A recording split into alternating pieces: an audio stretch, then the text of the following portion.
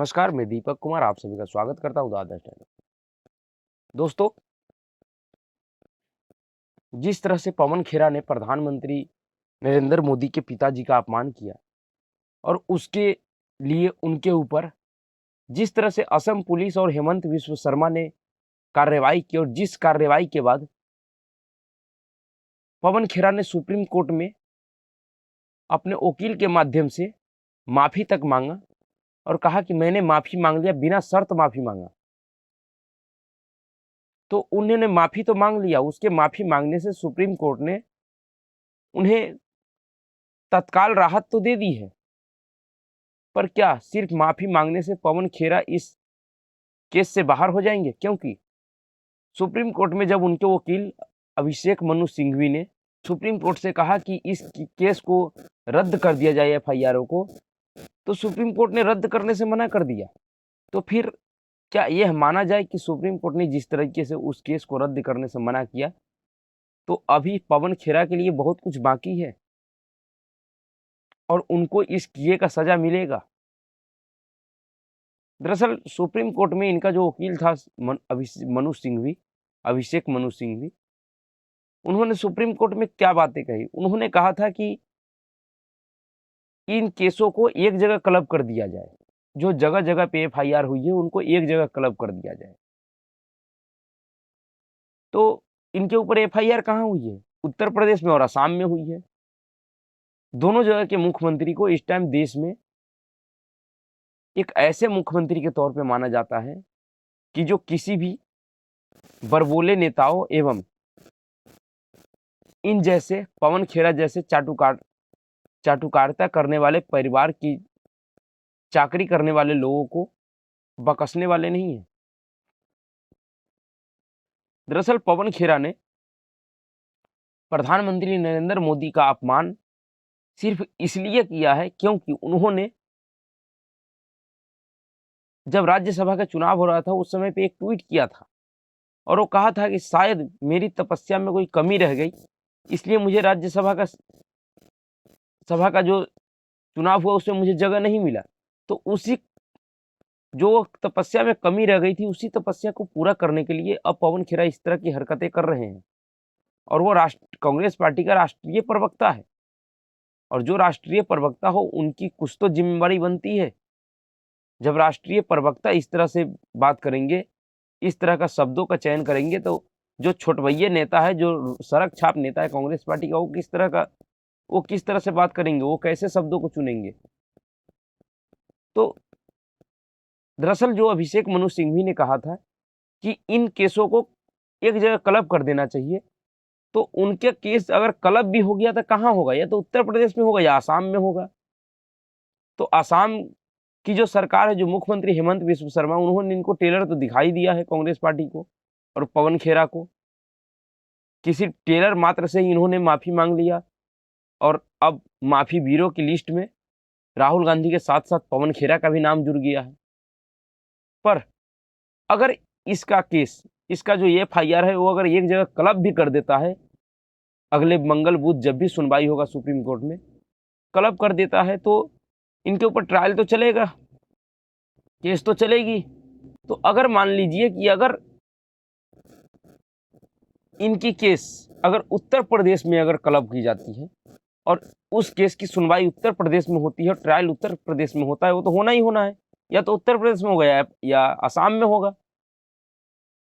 अगर उत्तर प्रदेश में होता है तो फिर ये पवन खेरा किसके शिकंजे में फंसेंगे? दरअसल ये योगी आदित्यनाथ के शिकंजे में फंसेंगे। और इस देश में जब से योगी आदित्यनाथ ने उत्तर प्रदेश की मुख्यमंत्री पद संभाला है, तब से उनका जो कार्रवाई ऐसे बड़बोले नेताओं एवं अपराधियों और इस तरह के घटिया सोच रखने वाले के खिलाफ जो कार्रवाई हुआ है, उसको देख के आप समझ सकते हैं कि पवन खेरा के साथ क्या होगा। दरअसल आप एक उदाहरण लीजिए कि आपको एक नाम याद होगा, समाजवादी पार्टी का बहुत ही बड़बोला नेता जो पवन खेरा से लाख गुना अधिक बड़बोला था। बड़बोलेपन में उसका कोई जोर नहीं था राजनीति के पूरे इस नेता नगरी में। वो इस तरह का बरबोला था कि वो अपने बरबोलेपन में कुछ भी बोल देता था, और वो क्या क्या बोलता था खुद उसे नहीं पता होता था, और टीवी चैनलों में बोलता था। वो हरे कुर्ते में हमेशा आता था, उसका नाम है अनुराग भदौरिया। और योगी सरकार के कार्रवाई से कितने महीनों तक अंडरग्राउंड रहने के बाद अब वो धीरे धीरे किसी किसी चैनल में आने लगा है। पर उसकी क्या स्थिति हो गई है कि ये चूहों की तरह बिल में छुप छुप के रहने को मजबूर है, अपने इस बरबोलेपन की वजह से और योगी पुलिस के डर से, योगी आदित्यनाथ के डर से। वह अनुराग भदौरिया पता नहीं अभी कहाँ रह रहा है, कहाँ है, उसकी कोई जानकारी नहीं है। और ऐसा नहीं है कि जानकारी नहीं होगी, दरअसल योगी सरकार और योगी पुलिस चाह रही है कि अनुराग भदौरिया भागते भागते जब थक जाए उसके बाद इनके ऊपर कोई कार्रवाई की जाए, और वो भगा रही है और ये भाग रहे हैं। क्या वही हाल इस पवन खेरा का होने वाला है? क्योंकि इस पवन खेरा को अगर परिणाम तक पहुंचाएगा वो तो योगी आदित्यनाथ ही परिणाम तक पहुंचाएगा, इसमें कोई शक नहीं है।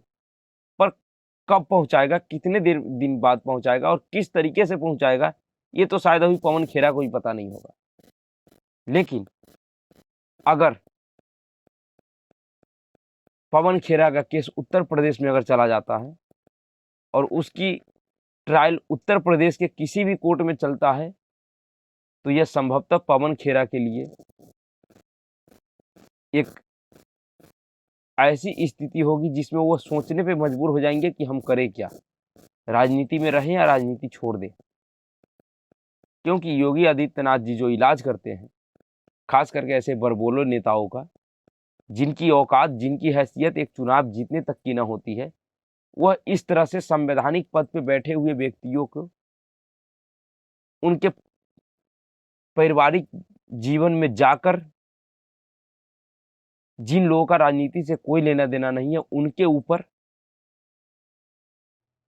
इस तरह का आपत्तिजनक टिप्पणी करना, उनको एक तरह से गाली देना, उनको नीचा दिखाना, यह वाकई भारतीय राजनीति का गिरता हुआ सबसे घटिया स्तर है, सबसे निचला स्तर है। जिस टाइम संवैधानिक पद पे बैठे हुए व्यक्तियों को भी नहीं छोड़ा जाता है, यह कोई संयोग नहीं हो सकता है कि कांग्रेस पार्टी का कोई ये पहला पवन खेरा नहीं है। इस तरह के बहुत सारे पवन खेरा की एक लंबी लिस्ट है कांग्रेस पार्टी में,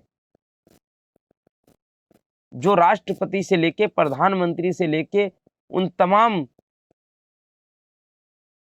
संवैधानिक संगठन एवं भारतीय सेना से लेके चुनाव आयोग से लेके उन तमाम संस्थाओं के प्रमुखों के खिलाफ इस तरह की गंदी और भद्दी टिप्पणी करने से पीछे नहीं हटते हैं।